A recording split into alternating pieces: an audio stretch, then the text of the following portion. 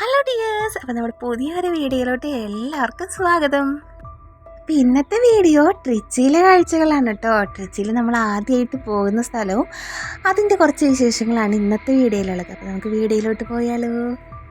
അതിനു മുന്നേ നമ്മുടെ ചാനൽ സബ്സ്ക്രൈബ് ചെയ്യാതെ വീഡിയോ കാണുന്ന ആരെങ്കിലും ഉണ്ടെങ്കിൽ ഒന്ന് സബ്സ്ക്രൈബ് ചെയ്തേക്കണേ.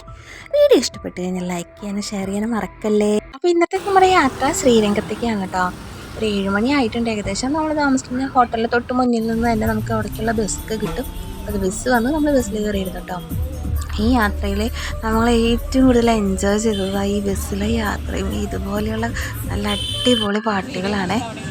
കഴിഞ്ഞ വീഡിയോയിൽ നമ്മൾ പറഞ്ഞിരുന്നു ഞങ്ങൾ റൂം എടുത്തത് റോക്ക് ഫോർട്ടിൻ്റെ അടുത്തായിട്ടാണ്. അപ്പോൾ ഇവിടെ നിന്ന് തന്നെ ഡയറക്റ്റ് ബസ് ശ്രീരംഗത്തേക്ക് ഉണ്ട് കേട്ടോ. 8 രൂപയാണ് ഒരാൾക്കുള്ള ചാർജ് വരുന്നത്.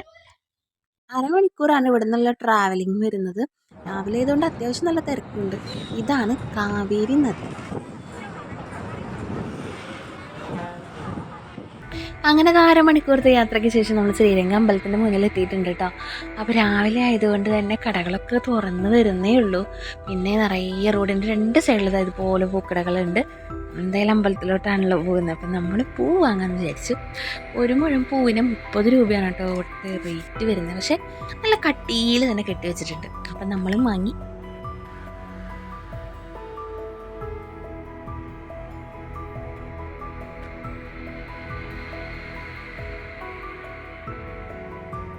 പൂ അവിടുന്ന് വാങ്ങിയെങ്കിലും നമുക്ക് തലയിൽ വയ്ക്കാനായിട്ട് സ്ലൈഡൊന്നും ഉണ്ടായിരുന്നില്ല കേട്ടോ. അപ്പോൾ അതാ ഈ അക്കനെ കണ്ടപ്പോൾ ഞങ്ങൾ ചോദിച്ചായിരുന്നു പൂ വാങ്ങിച്ചു കഴിഞ്ഞാൽ ഞങ്ങൾക്ക് തലയിൽ വയ്ക്കാനായിട്ട് സ്ലൈഡ് തരുമെന്ന് വെച്ചപ്പോൾ തരാമെന്ന് പറഞ്ഞു. അക്കയുടെ പേര് ധനലക്ഷ്മി എന്നാണ്. അപ്പോൾ പ്രത്യേകം എടുത്ത് പറയണമെന്നൊക്കെ പറഞ്ഞിട്ടുണ്ടായിരുന്നു കേട്ടോ. എന്നിട്ട് പൂ വാങ്ങിച്ച് തലയിലൊക്കെ വെച്ചന്ന് എനിക്ക് വെച്ചെന്നു, രശ്മിക്ക് വെച്ചെന്നു കേട്ടോ.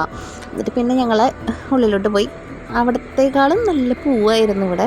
പിന്നെ ഉള്ളിലോട്ട് കൊണ്ടുപോകാനുള്ള പൂജയ്ക്കുള്ള താമര മുട്ട് അതൊക്കെ ഉണ്ടായിരുന്നു ഇവിടെ കേട്ടോ. നമ്മളതൊന്നും വാങ്ങിയില്ല. നമുക്ക് ഫ്രീ ആയിട്ട് റോസാപ്പൂക്കൊക്കെ വെച്ച് തന്നിട്ടുണ്ടായിരുന്നു.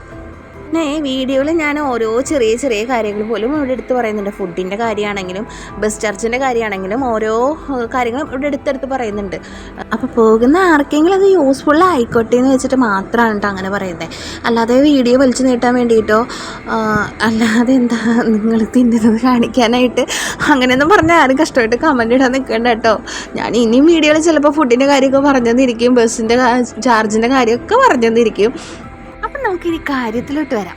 ഭാരതത്തിലെ ഏറ്റവും വിസ്താരമേറിയ കൂറ്റൻ മഹാക്ഷേത്രമാണ് ശ്രീരംഗം രംഗനാഥസ്വാമി ക്ഷേത്രം. തിരുച്ചിറപ്പള്ളിക്കടുത്ത് ശ്രീരംഗം ദ്വീപിൽ കാവേരി നദിയുടെ തീരത്ത് സ്ഥിതി ചെയ്യുന്ന മഹാവിഷ്ണു ക്ഷേത്രമാണ് ഇത്. ഈ ഗോപുരങ്ങൾ കടന്നു വേണം നമുക്ക് മെയിനായിട്ടുള്ള ക്ഷേത്ര ഗോപുരത്തിൻ്റെ അടുത്ത് എത്താനായിട്ട്. അപ്പോൾ അവിടുത്തെ തന്നെ ആനയാണിത്, ശീല എന്നാണ് പേര്. അപ്പോൾ മന്നാർക്കുടിയിൽ നമ്മൾ ചോള കൊടുത്തതെന്ന് വെച്ചാൽ ഇവിടെ ചീരയാണ് കേട്ടോ വാങ്ങി കൊടുത്തത്.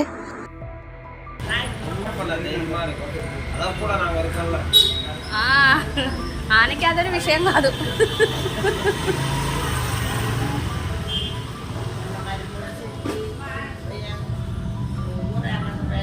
എന്താ ഏജ്? 28. ടീനേജാ. അപ്പോൾ ഈ ഒരു ഗോപുരത്തിനുള്ളിലൂടെയാണ് കേട്ടോ നമ്മൾ അകത്തോട്ട് കിടക്കുന്നത്. ഇതിന് ഇടത് സൈഡിലായിട്ട് നമ്മുടെ ചെരുപ്പ് അതുപോലെ തന്നെ ബാഗൊക്കെ സൂക്ഷിക്കാനുള്ള ഒരു ക്ലോക്ക് റൂം ഉണ്ട്. എന്തെങ്കിലും പൈസ കൊടുത്താൽ മതി. അങ്ങനെ ഇത്ര ഒന്നും പറഞ്ഞാൽ അവർ വാങ്ങില്ല. അപ്പോൾ ആ ക്ഷേത്രത്തിനകത്തോട്ട് കയറി കഴിഞ്ഞാൽ ചെറിയൊരു കൽമണ്ഡപമുണ്ട്. അതിന് തൊട്ട് പുറകിലായിട്ട് കാണുന്ന ഒരു മണ്ഡപമാണ് കേട്ടോ ഇത്. 21 കൂറ്റൻ ഗോപുരങ്ങൾ കാവൽ നിൽക്കുന്ന ഈ ക്ഷേത്ര സമുച്ചയം 156 ഏക്കർ വിസ്തീർണത്തിൽ പരന്നു കിടക്കുന്നു.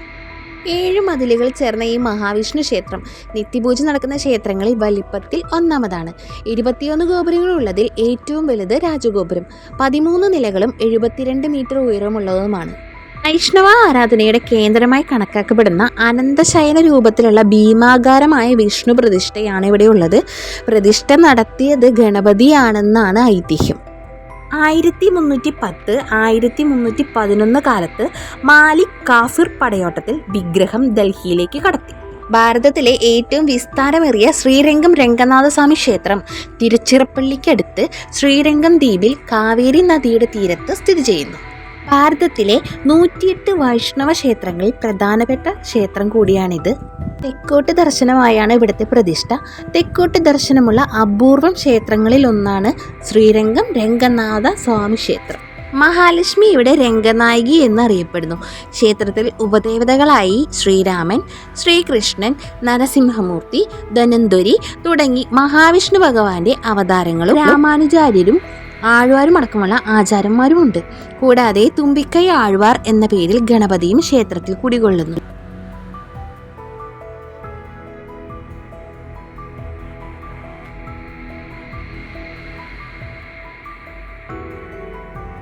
അപ്പം നേരത്തെ നമ്മൾ കണ്ട കൽമണ്ഡപത്തിൽ നടന്ന് കുറച്ചിങ്ങനെ ഫ്രണ്ടിലോട്ട് കയറി കഴിഞ്ഞാൽ ഇതുപോലെ ഒരു വലിയൊരു കൽമണ്ഡപം കാണാം. അവിടെ ഒരുപാട് ആളുകളൊക്കെ കിടന്നുറക്കുന്നുണ്ട് കേട്ടോ.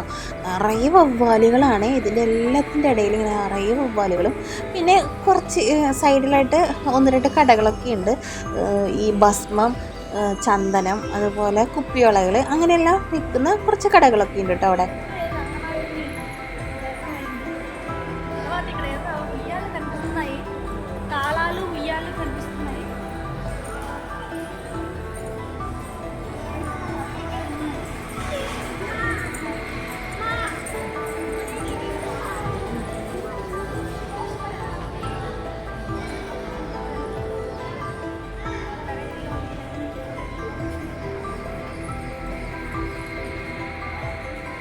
ഇവിടെ പിന്നെ ഇങ്ങനെ തൊട്ടിൽ കെട്ടാനും പിന്നെ മണിക്ക് കെട്ടാനായിട്ടുള്ള ഒരു ഇത് ഇവിടെ ഉണ്ട്. ഇതിന് ഇടത് സൈഡിലായിട്ട് ഒരു ടോപ്പ് വ്യൂ പോയിന്റ് എന്ന് പറഞ്ഞിട്ടൊരു സംഭവം ഉണ്ട് കേട്ടോ. ഒരാൾക്ക് 50 രൂപ കൊടുത്തിട്ട് ഈ ക്ഷേത്രത്തിൻ്റെ മേലെ നമുക്ക് ഇങ്ങനെ കയറി കഴിഞ്ഞാൽ ഇതുപോലെ ഇങ്ങനെ കാണാനായിട്ട് പറ്റും. മെയിനായിട്ടുള്ള ക്ഷേത്രത്തിൻ്റെ മേലെയല്ല, ഈ ഒരു മണ്ഡപം കണ്ടില്ലേ അതിൻ്റെ മേലെയായിട്ടാണ് കേട്ടോ. അങ്ങനെ കയറി നിന്നാൽ നമുക്ക് ഈ ഒരു ഭാഗം ഇങ്ങനെ കാണാനായിട്ട് പറ്റും. ഒരാൾക്ക് 50 രൂപ കൊടുത്തിട്ട് എന്തെങ്കിലും കാണാനായിട്ടുണ്ടോ എന്ന് ചോദിച്ചാൽ ഒന്നും തന്നെ ഇല്ല. ജസ്റ്റ് അതിൻ്റെ മേലെ കയറി നമുക്ക് ഫോട്ടോ എടുക്കാം, അത്രേ ഉള്ളൂ. പിന്നെ ഇതിൻ്റെ മേലെ കയറി നിന്ന് കഴിഞ്ഞാൽ നമുക്ക് ഇതാ ഈ ഗോപുരങ്ങളൊക്കെ കാണാം. ഈ കാണുന്നതാണ് വെള്ളൈ ഗോപുരം. അവിടെ കയറിക്കഴിഞ്ഞ് കഴിഞ്ഞിട്ടുണ്ടെങ്കിൽ നമുക്ക് ഇങ്ങനെ മൊത്തത്തിലെ ആ ക്ഷേത്രത്തിൻ്റെ ഒരു ഇത് ഇങ്ങനെ കാണാനായിട്ട് പറ്റുമെന്ന് മാത്രം. അത്രയും ക്ലോസ് ഒന്നല്ല, എങ്കിൽ പോലും നമുക്ക് അതിൻ്റെ മേലെ നിന്ന് കഴിഞ്ഞാൽ ആ ഗോപുരങ്ങളെല്ലാം കാണാനായിട്ട് പറ്റും. ഞങ്ങൾ പോയ സമയത്ത് നല്ല തിരക്കുണ്ടായിരുന്നു കേട്ടോ. ഹൈദരാബാദിൽ നിന്ന് വന്നിട്ടുള്ള കുറച്ച് ആളുകളൊക്കെ അവിടെ ഉണ്ടായിരുന്നു. അപ്പോൾ അവരവിടെ ഫോട്ടോ എടുക്കലൊക്കെ ഇങ്ങനെ കേട്ട് അങ്ങനെ തകർത്ത് നമ്മളിപ്പുറത്ത് നിന്നിട്ട് കുറച്ച് ഫോട്ടോസൊക്കെ എടുത്തു.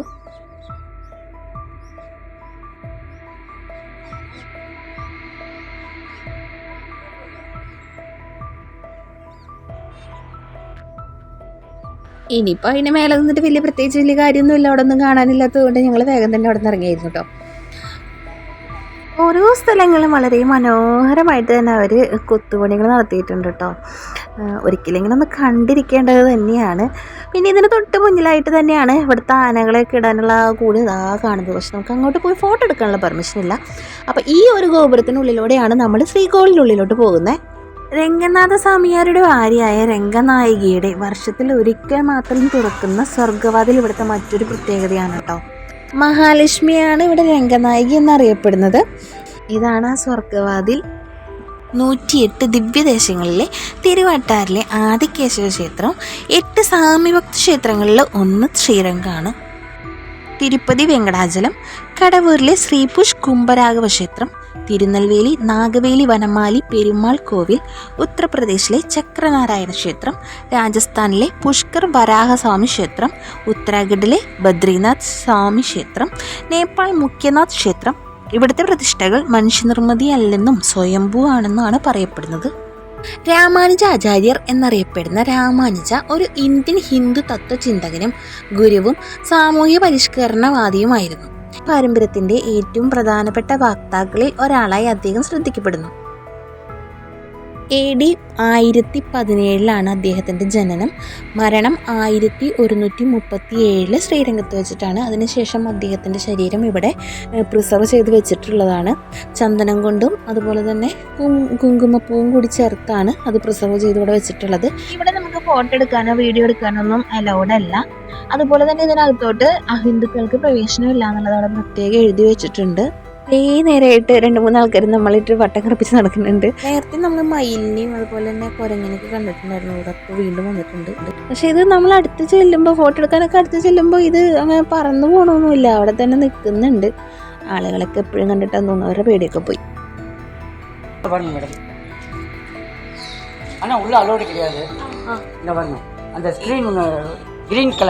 നമ്മൾ ഇനി 1000 പില്ലേഴ്സിൻ്റെ അടുത്തേക്കാണ് പോണത്. പക്ഷെ അവിടെ ക്ലോസ്ഡ് ആണ്, അപ്പോൾ അത് കാണാൻ പറ്റില്ല എന്നാണ് ആള് പറഞ്ഞത്. വെള്ള ഗോപുരം എപ്പോഴും ഇങ്ങനെ വെള്ള കളർ മാത്രമായിട്ട് അടിച്ച് നിർത്തുള്ളൂ, അതിന് വേറെ കളർ ചേഞ്ചസ് ഒന്നും ഉണ്ടാവില്ല. ബാക്കിയുള്ള ഗോപുരങ്ങളൊക്കെ നമ്മൾ കണ്ടു, അത് കളർഫുള്ളായിട്ടാണ് നിൽക്കുന്നത്. ഇത് മാത്രം വെള്ള കളറാണ് കേട്ടോ. അങ്ങനൊരു കാര്യമുണ്ട്, ഡൽഹി സുൽത്താനേറ്റ് ശ്രീരംഗ ക്ഷേത്രത്തെ കൊള്ളയടിക്കാൻ വന്നപ്പോൾ അവരിൽ നിന്നും ശ്രീരംഗ ക്ഷേത്രത്തിലെ നമ്പിരുമാൾ പ്രതിമയെ രക്ഷിച്ചത് ഇവിടുത്തെ ദേവദാസിയായിരുന്ന വെള്ളായിനി എന്ന പെൺകുട്ടിയായിരുന്നു. അപ്പോൾ ആളുടെ ഒരു ഓർമ്മയ്ക്ക് വേണ്ടിയിട്ടാണ് ഈ ഒരു ഗോപുരത്തിന് വെള്ളൈ ഗോപുരം എന്ന് പേരിട്ടിരിക്കുന്നത്. ഇവിടെ കാണാനാണെങ്കിൽ ഒരുപാടുണ്ട് കേട്ടോ. ഒരു 2-2.5 മണിക്കൂറോളം നമുക്ക് നടന്ന് കാണാനുള്ള ഇതുണ്ട്. പക്ഷേ അതൊന്നും തന്നെ നമുക്ക് വീഡിയോയിൽ എടുക്കാനായിട്ട് സാധിക്കില്ല. പല സ്ഥലത്തും നമുക്ക് വീഡിയോ ഒന്നും അലൗഡ് അല്ല. അപ്പോൾ ഞങ്ങൾ കണ്ടതിൽ വളരെ കുറച്ച് ഭാഗം മാത്രമേ ഇവിടെ ഞങ്ങൾ ഉൾപ്പെടുത്തിയിട്ടുള്ളൂ. ശരിക്കും ഒരു തവണയെങ്കിലും ഇതൊക്കെ നേരിട്ട് കാണാനുള്ളത് തന്നെയുണ്ട്. കാരണം ഓരോ തൂണിലും അവർ കൊത്തി വെച്ചിട്ടുള്ള ചിത്രപ്പണികളും എല്ലാം കാണാൻ തന്നെ ഭയങ്കര രസമാണ്. പക്ഷേ ഏറ്റവും വലിയ സങ്കടം എന്ന് പറഞ്ഞാൽ ഈ 1000 പില്ലേഴ്സിൻ്റെ ഉള്ളിലേക്ക് നമുക്ക് കയറാനായിട്ട് പറ്റിയില്ല. നമ്മൾ ബിഗ് ടെമ്പിൾ കാണാനായിട്ട് പോയപ്പോഴേ അവിടെ ആ ഗോപുരത്തിൻ്റെ ഉള്ളിൽ നിന്നൊക്കെ ഇങ്ങനെ ഗോപുരത്തിനിങ്ങനെ വലം വെച്ച് പറന്നു പോകുന്നുണ്ടായിരുന്നത് പ്രാവുകളായിരുന്നു. അതിനുശേഷം നമ്മൾ മന്നാർഗുഡിയിൽ പോയപ്പോൾ മന്നാർഗുഡിയിൽ നിറയെ തത്തകളായിരുന്നേ. ഇവിടെ വന്നപ്പോൾ ഉണ്ടല്ലോ കുഞ്ഞു കിളികളാണ്, നിറയെ ഉണ്ട് കുഞ്ഞു കിളികൾ ഇങ്ങനെ പറന്നുകൊണ്ടിരിക്കുക. ഏകദേശം ഈ ഒരു വെട്ടുകിളിയുടെ പോലത്തെയൊക്കെ. പിന്നെ നിറയെ വവ്വാലുകളാണ്. ആ അമ്പലത്തിൻ്റെ ആ ആദ്യത്തെ ഗോപുരം കടന്നു വരുമ്പോൾ നിറയെ വവ്വാലുകളാണ് കേട്ടോ. അതിൻ്റെ ഇടയിലൊക്കെ ആളുകൾ കിടന്ന് ഉറങ്ങുന്നുണ്ട്, കുറേ കച്ചവടക്കാരൊക്കെ ഉണ്ട്. ഇത് കണ്ടോ, ഓരോ കൊത്തുപണികൾ കാണാനായിട്ട് വളരെ മനോഹരമായിട്ടുണ്ട്. അവരെ നെയ്ത്തുള്ള ആഭരണങ്ങളായാലും ഏടായാലും അതിലുള്ള ഓരോ വർക്കുകളും അടിപൊളിയായിട്ടാണ് ചെയ്തിട്ടുള്ളത്. ഒരിക്കലെങ്കിലും ഇതൊക്കെ കണ്ടിരിക്കേണ്ടതാണ്. അപ്പം നമ്മളിതൊക്കെ കണ്ട് ഇനി നമ്മൾ പോവുകയാണ് ഇവിടുന്ന്.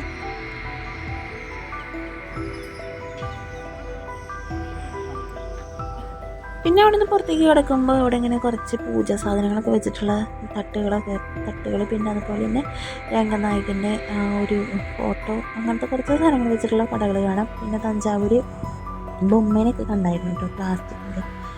അങ്ങനെ കുറച്ച് പാത്രങ്ങൾ അങ്ങനെയൊക്കെ. പിന്നെ അതാ പുറത്തേക്ക് കിടന്നപ്പോൾ നമ്മുടെ ആനക്കുട്ടി അവിടെ തന്നെ നിൽക്കുന്നുണ്ട്. നേരത്തെ നമ്മൾ ഉള്ളിലോട്ട് പോകുന്ന സമയത്ത് കണ്ടതായിരുന്നു ഇത്. പക്ഷെ എന്താണെന്ന് നമുക്കറിയില്ലായിരുന്നു. അപ്പോൾ തിരിച്ച് വരുമ്പോൾ അവിടെ തിരക്കുണ്ടായിരുന്നില്ല. അപ്പോൾ നമ്മൾ ചോദിച്ചപ്പോൾ പറഞ്ഞു ഇത് മുനീശ്വരനാണ് ഈ ഒരു ഇതിന് മൊത്തം കാവൽ നിൽക്കുന്നത്. മുനീശ്വരന് ഏറ്റവും പ്രിയപ്പെട്ടത് പുകലയാണ്. അപ്പോൾ ബാക്കി ദൈവങ്ങൾക്ക് നമ്മൾ പൂക്കളും അങ്ങനെയൊക്കെ കൊടുത്ത് പ്രാർത്ഥിക്കുമ്പോൾ ഇവിടെ ഈ പുകല വെച്ചിട്ടാണ് ഇപ്പോൾ പ്രാർത്ഥിക്കുന്നത്. അപ്പോൾ ഇതൊക്കെയാണ് ഞങ്ങൾ കണ്ട ശ്രീരംഗം കാഴ്ചകളിൽ കുറച്ച് ഭാഗങ്ങൾ. അപ്പോൾ ഈ വീഡിയോ നിങ്ങൾക്ക് ഇഷ്ടമായിട്ടുണ്ടെങ്കിൽ ലൈക്ക് ചെയ്യാനും ഷെയർ ചെയ്യാനും സബ്സ്ക്രൈബ് ചെയ്യാനും മറക്കരുത് കേട്ടോ. അതുപോലെ തന്നെ നിങ്ങളുടെ അഭിപ്രായങ്ങൾ അറിയിക്കാനും മറക്കല്ലേ. അപ്പം ഇനി അടുത്തൊരു വീഡിയോയിൽ കാണുന്നവർക്ക് എല്ലാവർക്കും ടാറ്റാ, ബൈ ബൈ.